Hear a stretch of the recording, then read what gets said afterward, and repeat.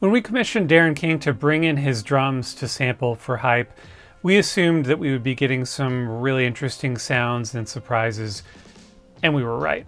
So in this video, I want to explore the rare, wild, and obscure drums inside Hype.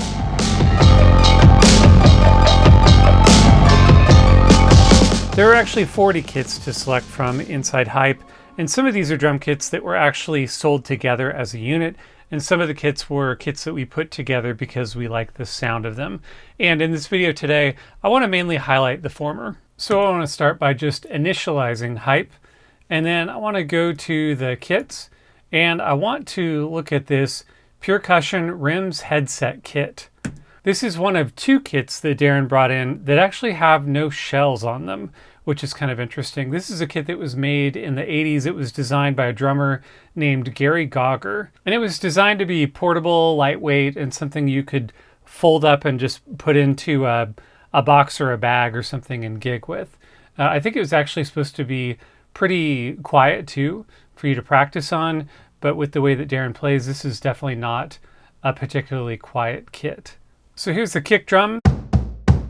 This is a 20-inch kick drum. Then it had a 10-inch tom and a 12-inch tom. This kit did not actually come with a snare when it was sold, but we have this 10-inch Gretsch that we included in this kit. Let's hear this in practice. So let's load up this beat called 100 Good Foot. And it looks like we had made a new kit out of this because we had swapped out the snare and some of the other percussion. So we made a new name for this. But this is utilizing the core of the Percussion Rims Headset Kit, which is, if you ask me, just a really hard name to remember.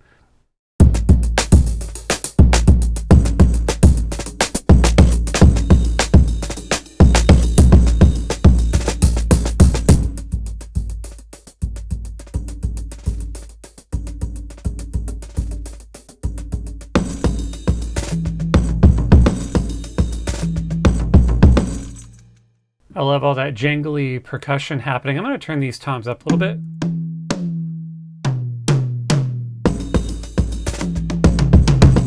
And I'm going to put it in the first measure just to hear it a little bit more clearly.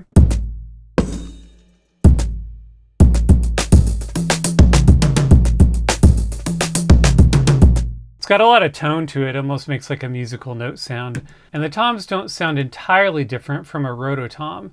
And sometimes when Darren is using the kick from the Rims Headset Kit, he is swapping out the toms for Roto toms. Let me give you an example here, because sometimes when Darren is on tour or recording, he only brings the Roto toms in as his rack toms. And so this is an example of that. We've got the Percussion 20-inch and then two Roto toms.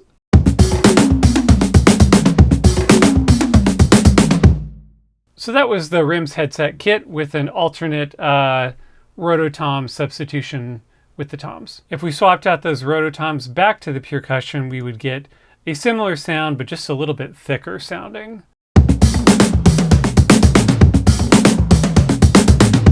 So still very musical, but a little bit thicker. And on this beat, 117 protein, you have to love the fact that we have such a quirky drum kit. And then the Black Beauty, a 1970s Black Beauty snare in there, which is just incredible. All right, let's initialize again. Let's look at this 1960s Flatjacks kit. This is another shell-less kit. And this is an invention of, I believe his name was Ralph G. Kester. I think I have that right. Again, this is 20 years earlier. Someone's still trying to make some kind of portable drum kit. They're just trying to make it a little easier on the drummers. So a little bit of a heftier sounding kick drum on this one. And then these toms are really thick sounding. A much heavier sound than the way that this kit actually looks. And let's load up the beat 73 Loaf of Bread. We're going to do this to kind of showcase. This is a beat that uses this kit. And for the snare, we're using a more modern snare because I think the Flatjacks kit may have come with the snare, but we didn't have that. So this is the snare that sounded best for this beat. Let's give it a listen.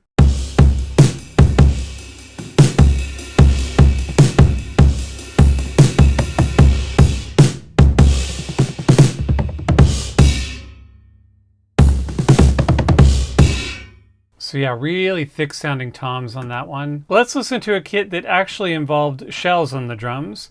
I want to load up this Ludwig Pocket kit. This is a children's drum set designed by Questlove, and it's really, really cool. Let me initialize actually first.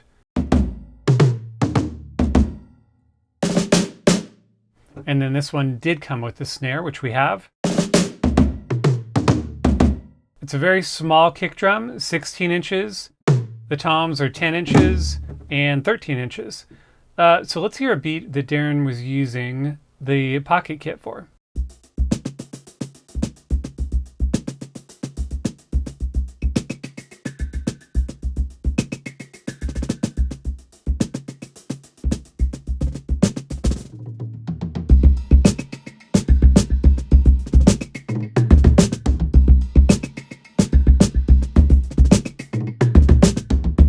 There's so much personality in this kit.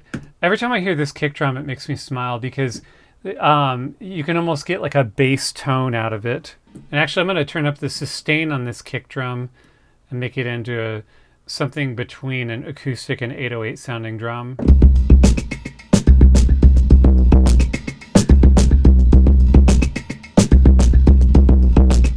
I absolutely love this kit, so hats off to Questlove for making an affordable children's drum kit that sounds amazing. Okay, we're going to go back to our non-wooden drums and look at the Ludwig Vistalite kit. Actually, there's two Vistalite kits inside Hype, one from the 2010s, one from the 2020s. I think that they started making these in the 70s. They might have discontinued them for a while, I'm not sure, but they make them again now. And these are actually drums made out of fiberglass. You've probably seen these kits before. Here's the kick drum. This is a 21-inch kick drum.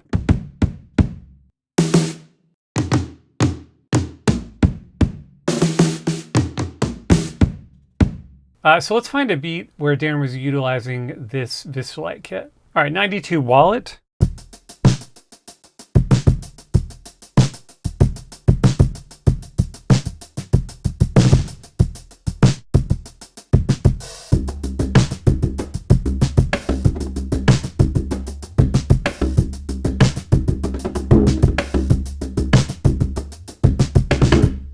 And actually it looks like he swapped out the snare on this, but just for kicks, let's go ahead and put in the 2010s Vistalite snare and hear a couple measures.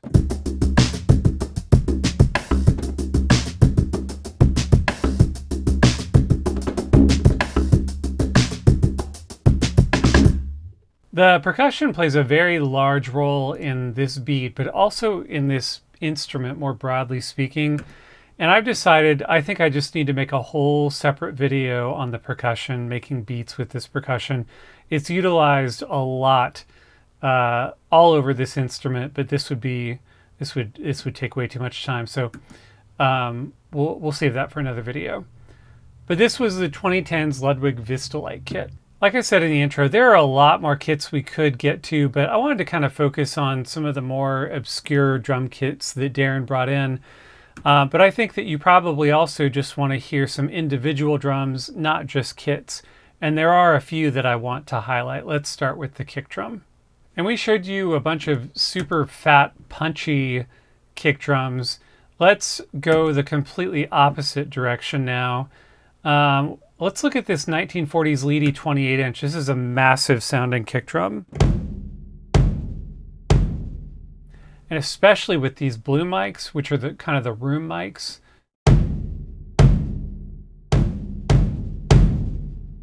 When you start compressing this or increasing the sustain, you can get a kick drum as big as you would ever want one.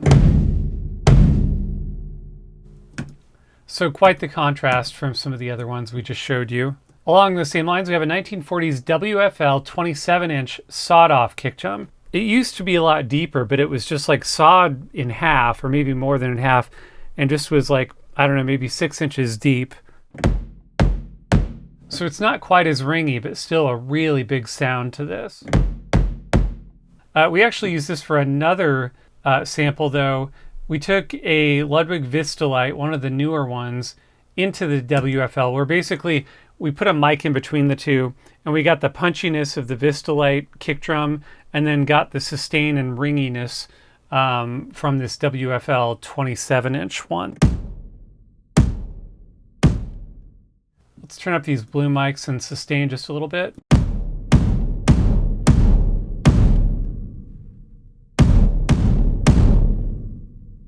Massive sound.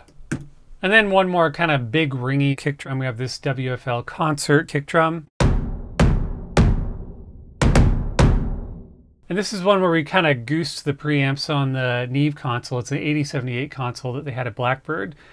And we just kind of let it clip, and it sounds a little bit dirty and saturated. With that console, you can do that and without it sounding like clipping per se. Like I said earlier, there's plenty of more normal, big fat vintage sounding stuff in here too.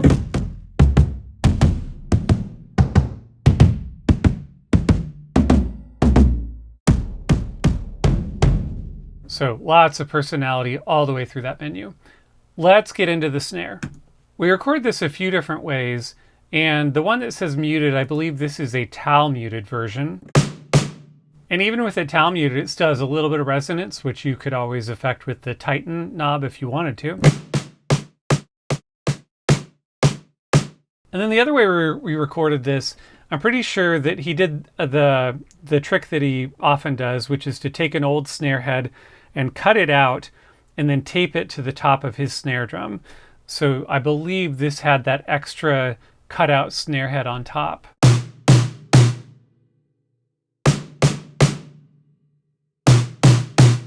It makes it pretty punchy. I don't know, let's look at this 1980s Pearl Chrome. This one has a bit of bite to it. And we recorded this one a couple different ways too. We recorded this with the snare side up also. So this is a snare that has a whole lot of bite to it, and you get that extra bite when you use the snare side up version. There's a few surprises in this menu too. We recorded this Craviotto snare just to make all the other snares feel uncomfortable. I'm kidding. Actually, we recorded a bunch of more high-end type snare drums because we weren't expecting to, but they just sounded great. And so we ended up doing quite a bit of that. Here's a Brady snare. We used a bunch of these Keplinger snares. These were fantastic.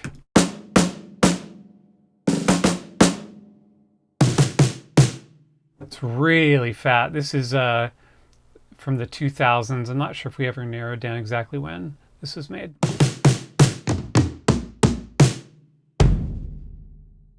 And in case you were just watching this video to hear lots of drum samples, I'll just click through a few more before we move on.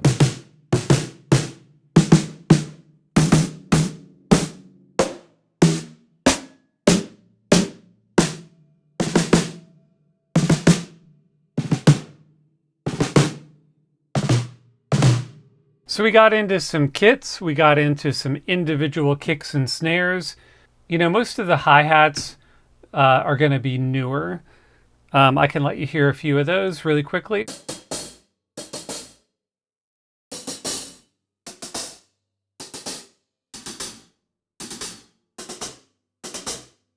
This little 12-inch hi-hat, I remember we used that quite a bit. I think we were using this with the pocket kit, so the little drums with the little hi-hats. Some unnamed, unmarked 14-inch hats. You've already heard a handful of toms, but let's go ahead and hear a few of these individually. That's another one where I think we goosed that preamp on the Neve.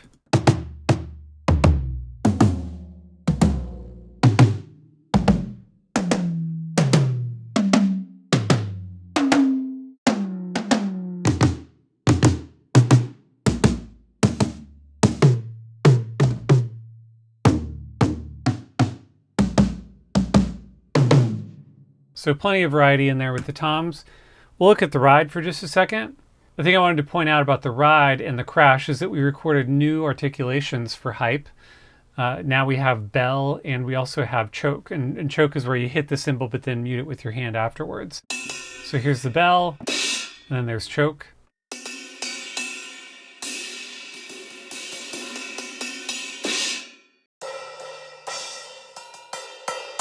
Little pocket kit cymbals.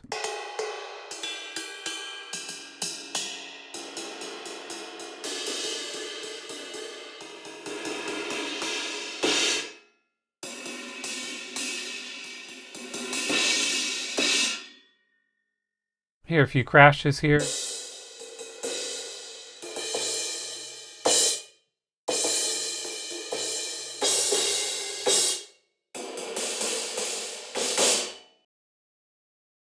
As I mentioned, we'll get into percussion in another video, but I should at least play something.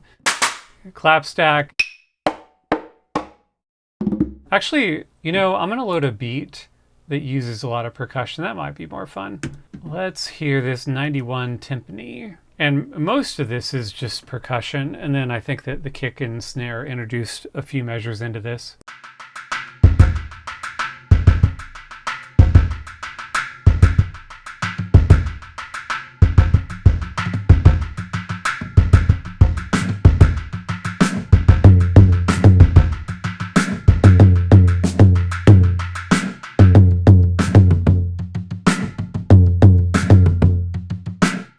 Let's see what we have going on here in the percussion. It looks like we have timpani side hit low, timpani side hit low, and timpani muted hits low. So that's where most of the sound is coming from on this beat.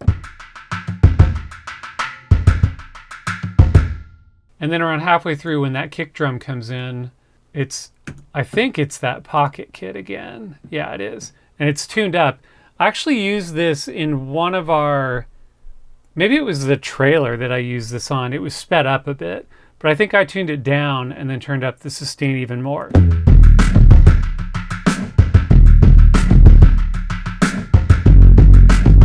Yeah, there it is.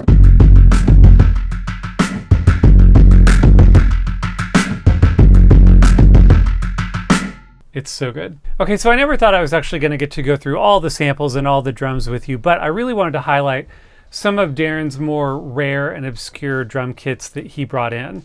I also wanted to highlight some individual drums with the kick drum, some really special things that we did with the treatment of the kicks, the snares, how we recorded them. We listened to a handful of cymbals, toms, and percussion, and I think that's going to need to do it for this video. Look out for other videos. I'm going to cover the percussion. I'm going to probably cover some more of the beats. And we may do a whole video where we just talk about the mics and signal chain, which might be interesting to you. But follow us on Instagram at Teletone Audio. The website is teletoneaudio.com. We have a free trial of Hype, so you can try it before you buy it. Thank you so much for watching.